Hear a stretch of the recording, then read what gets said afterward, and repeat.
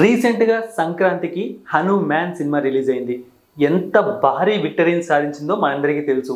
250 crores gross. ఇక లాభాలైతే దాని గురించి చెప్పడమే కష్టం అనమాట. ఎందుకంటే ఇప్పటివరకు టాలీవుడ్ చరిత్రలోనే ఇంత లాభం ఏ సినిమాకి రాలేదట. అయితే ఇప్పుడు హనుమాన్ సినిమా మనం తీసాం, మన ఇండియన్స్, మన తెలుగు వాళ్ళు తీశారు.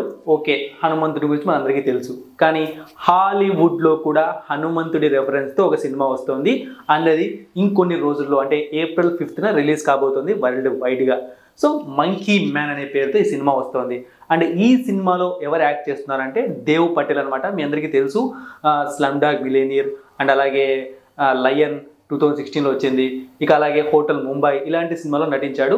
సో ఇతను ఇండియన్ ఏమీ కాదు, హాలీవుడ్ యాక్టరే. అండ్ మన ఇండియన్ యాక్టర్ అయిన శోభితా ధూళిపాల ఈ సినిమాలో నటిస్తోంది. ఆమె కూడా కన్ఫర్మ్ చేసింది, ఇన్స్టాగ్రామ్లో ఈ ట్రైలర్ వచ్చింది చూడండి, నా ఫస్ట్ హాలీవుడ్ మూవీ అని చెప్పి.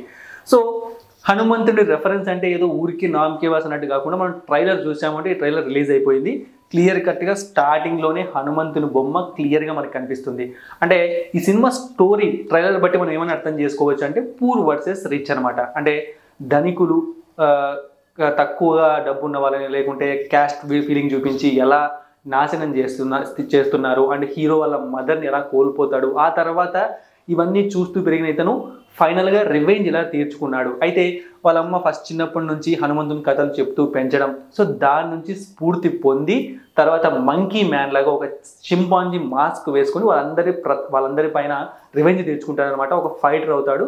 సో ఆ విధంగానే ఈ స్టోరీ వెళ్ళేట్టు క్లియర్గా కనిపిస్తుంది. అంతేకాకుండా ట్రైలర్ చూసాము అంటే ఇది టోటల్గా ఇండియన్ కల్చర్కి దగ్గరగా తీసినట్టు కనిపిస్తుంది. సో రీసెంట్గానే హనుమాన్ పైన ఒక సినిమా చేస్తే super duper block buster hit అయిపోయింది. ఇప్పుడు హనుమంతుడు హాలీవుడ్లోకి ఎంటర్ అయిపోయాడు అనమాట. హాలీవుడ్ వాళ్ళకి కూడా హనుమంతుడి పవర్ ఏంటో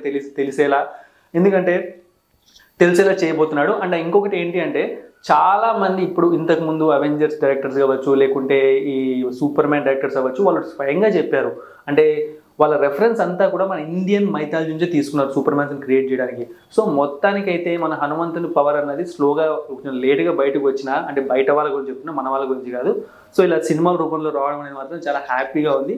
సో మంకీ మ్యాన్ ట్రైలర్ని ఒకసారి మీరు చూడండి, ఖచ్చితంగా ఇంప్రెస్ అవుతారు. అంటే మన సైడ్ ఇలాంటి స్టోరీలు చాలానే వచ్చాయి, బట్ హాలీవుడ్ వాళ్ళకి హనుమంతుని పరిచయం చేస్తూ, అంటే హీరో అలా ఎందుకు అయ్యాడు అంటే ఖచ్చితంగా అక్కడ మెయిన్ రోల్ అనేది హనుమంతుని స్టోరీస్, హనుమంతుని యొక్క గొప్పతనం అందరికీ తెలుస్తుంది అనమాట. సో ఆ విధంగా ఈ సినిమా వెళ్తుంది.